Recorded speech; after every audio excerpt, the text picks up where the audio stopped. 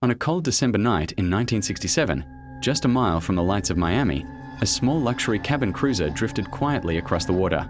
Her name was Witchcraft, sleek, sturdy, and designed to withstand far more than the gentle waves rolling beneath her hull.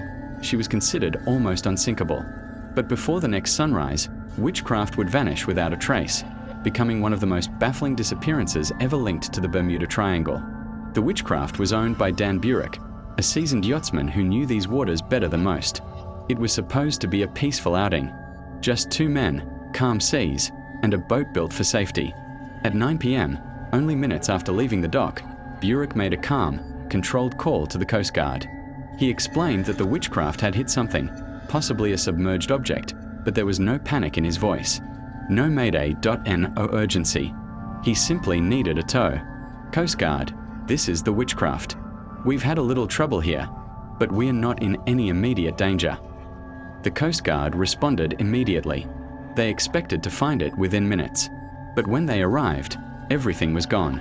No boat.no debris. No floating cushions, buoys, or flares. Not even an oil slick.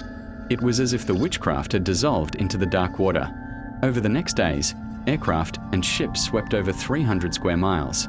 They searched the coastline, the deep ocean, even the reefs. They found nothing. This complete absence of evidence sparked the first theories. Some believed the boat had been dragged under by sudden rogue waves. But the ocean that night was calm, glassy, even. Others suspected the hull had ruptured. But the Witchcraft was equipped with a special flotation device that would have kept her partially afloat, even in catastrophic conditions. So what happened? By the time the Witchcraft vanished, ships and planes had already been disappearing there for decades. Some spoke of methane gas eruptions from the seafloor. But the vanishing of the Witchcraft stands apart. This wasn't a vessel lost in the vast open ocean. It wasn't hundreds of miles offshore. It was within sight of Miami. The city's lights were visible from the deck. And yet the moment Burek ended his radio call, the Witchcraft disappeared so completely that not a single trace has been recovered in more than half a century.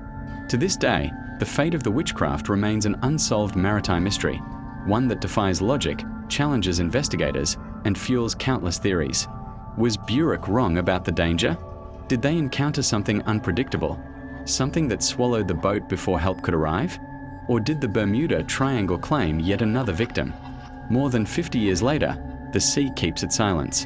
The Witchcraft, and the two men aboard her, remain missing. A short trip to admire Christmas lights became one of the most chilling disappearances in maritime history.